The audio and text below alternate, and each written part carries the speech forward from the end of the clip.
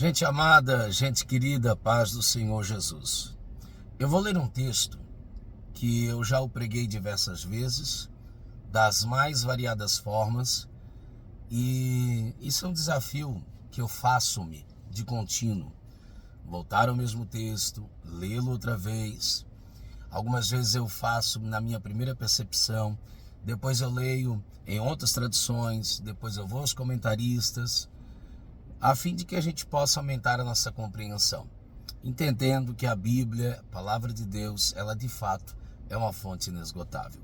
Então assim, é incansável, não tem como, é impossível você abusar-se da Bíblia. É impossível você sentir por ela rechaço, desde que você a ame, obviamente. Ou é impossível você achar que esgotou o inesgotável, ou que está enjoado da mesma, e ela é repetitiva, ela é enfadonha. Não. Que livro é esse? É o livro de Deus. Porque ela é imutável, não precisa de alteração, não precisa de reformas, nem reciclagens, nem invencionismos, não precisa. Ela continua sendo. Lembra, a letra mata, claro que ali é a letra de Moisés, mas o Espírito realmente continua vivificando, continua borbulhando, continua fluindo. Bíblia, palavra de Deus. Você pode ir 10 cultos por semana. Você pode ouvir 10 mensagens pregadas. Você pode ler a Bíblia centenas de vezes. Você pode ler inúmeros comentaristas sobre ela. Sempre terá algo novo, algo diferente. Que coisa maravilhosa. A Bíblia é a Bíblia. João 13, vamos lá. Gênesis 18, Abraão lava os pés de Deus. João 13, Deus em Cristo lava os pés dos homens. A lei diz: faça e viva. Se não fazer, não vive. A graça diz: viva e faça. Ok? Na lei, Deus, o homem faz para Deus, meritocracia. Por isso, precisou-se necessariamente do Cordeiro Imaculado, Filho de Deus, porque nenhum homem consegue fazê-lo na sua plenitude. Na graça, Deus faz para o homem. Por isso a obra é completa. Porque Deus não fica devendo nada para ninguém. Então, João 13, Jesus vai dar um exemplo de servidão, Jesus vai dar um exemplo de excelência. Nós estamos ali nos últimos dias da sua existência. Esse Jesus maravilhoso que vai perdoar-nos, comprar-nos, adquirir-nos, né? Apocalipse 5:9, vai tirar-nos lá das trevas para a sua inacessível luz, né? Inacessível luz, Efésios 2, esse Jesus que é o nosso exemplo maior, Filipenses 2, é o único medianeiro entre Deus e os homens, 1 Timóteo 2:5, é aquele que Deus está nele, reconciliando consigo mesmo, 2 Coríntios 5:19, é aquele pelo qual nele nós vivemos, nele existimos, Atos 17:28, nenhum outro nome é salvação, Atos 4:12, é esse Jesus suficiente, é esse Jesus o bastante, é esse Jesus o Cordeiro Imaculado, é esse Jesus. Você pode começar lá de Gênesis, a semente da mulher, Êxodo do Cordeiro Pascual, Levítico, o sumo sacerdote, Números, a estrela da manhã, Deuteronômio, profeta semelhante a Moisés, ali vai Josué, capitão da nossa salvação, juiz legislador, Ruth é nosso remissor. Você pode seguir a Bíblia dentro. É esse Jesus. Que palavras faltam-nos para enaltecê-lo como de fato ele é. Alguém já disse que ele é na botânica, alguém já disse que ele é nas horas do relógio, nos dias da semana, nas cores. É esse Jesus que vai servir, que vai lavar os pés dos seus discípulos. Que Jesus maravilhoso é esse nosso. É esse Jesus. João 13, Jesus sabendo. Então não é fruto de uma emoção.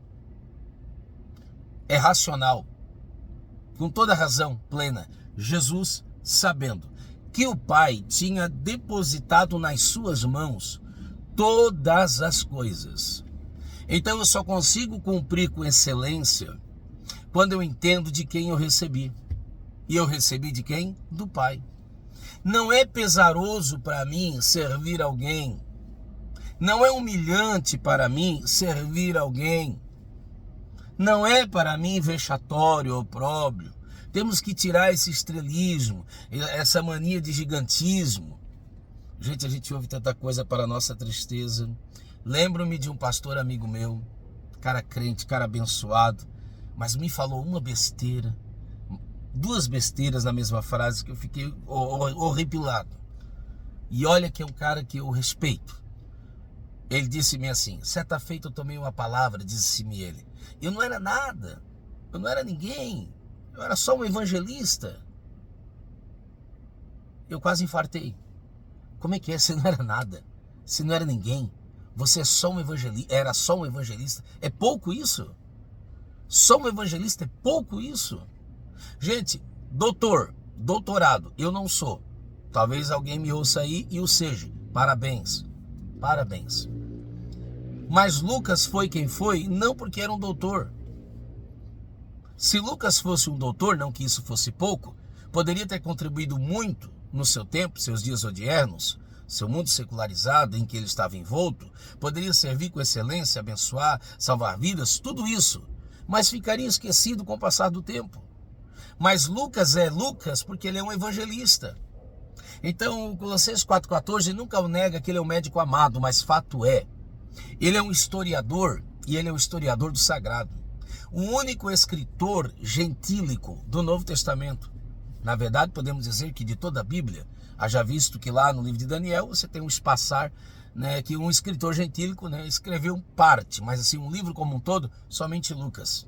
O aprendiz do apóstolo Paulo, o companheiro do apóstolo Paulo, esse Lucas, com todas as suas qualificações, ele só é quem o é, porque ele é um evangelista.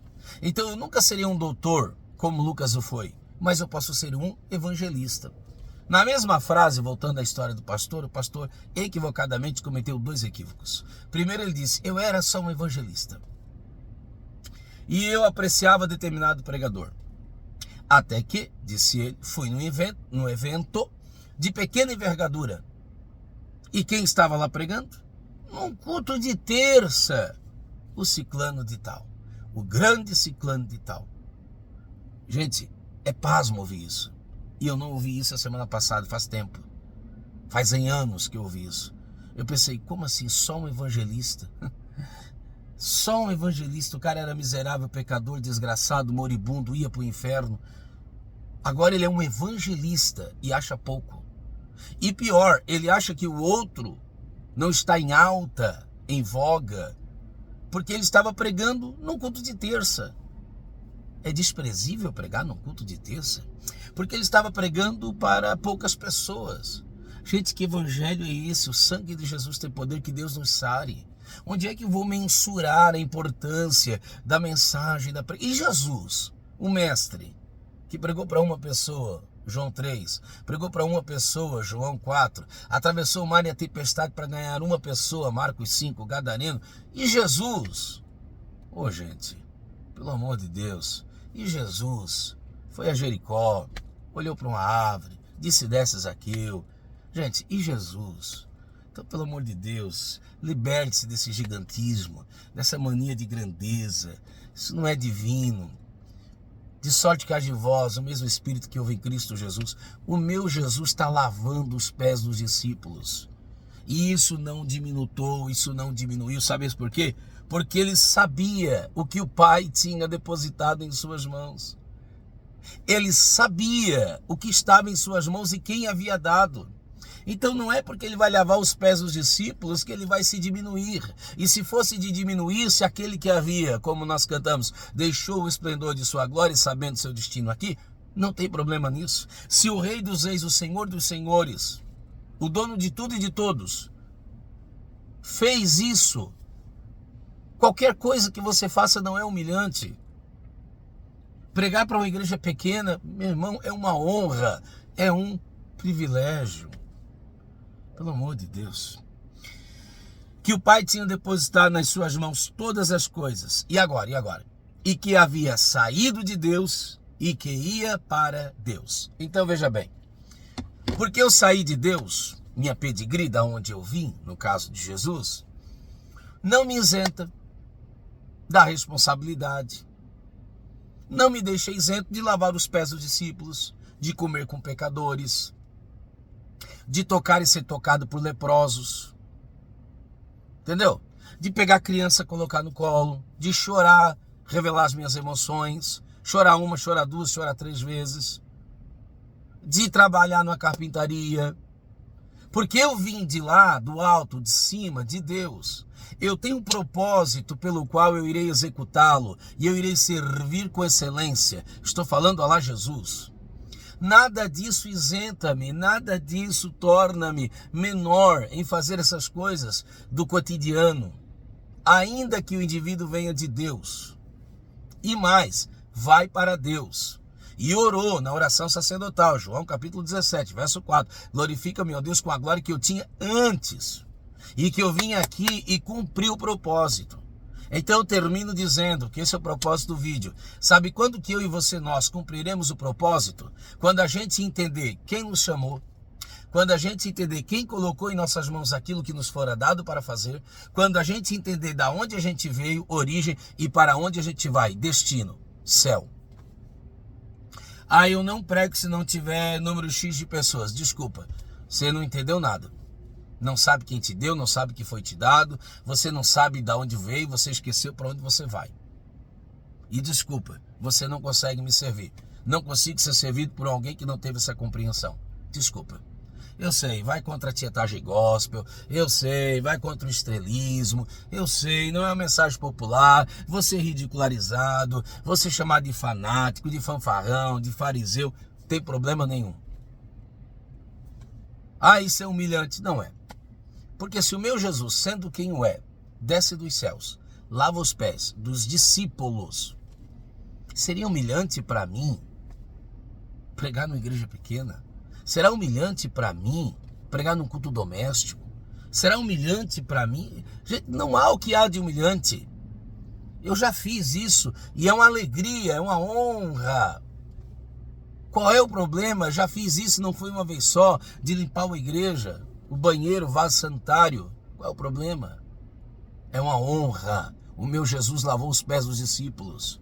Então, termino dizendo, só serve com excelência quem sabe de quem recebeu, quem sabe o que recebeu, quem sabe de onde veio, aquilo que recebeu e para qual destino ele está executando e fazendo aquilo pelo qual ele recebeu. Aí serve com excelência. Aí ele não sente-se humilhado por nada, porque ele sabe de quem recebeu.